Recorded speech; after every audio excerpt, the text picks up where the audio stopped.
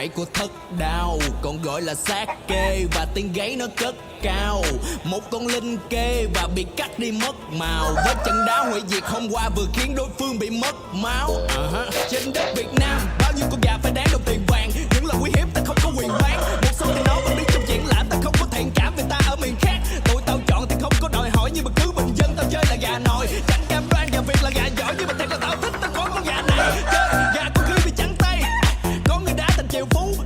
Đâu phải đá là thắng ngay trên cách huấn luyện, con gà mày hiểu chứ. Người chơi có khi là 80, thanh niên còn chưa đủ 14. Điều đó thì không có gì là quan trọng, chủ yếu mày dám chơi và chọn giống gà không. Thằng bạn tao là thân kê, đã chiến thắng quá nhiều tiền, thật tuyệt vời nên người dân mê. Ta chơi là phải hòa đồng, không có gì mà sân si, cho nên anh em tứ phương cầm ly rượu mà dâng lên đê. 1, 2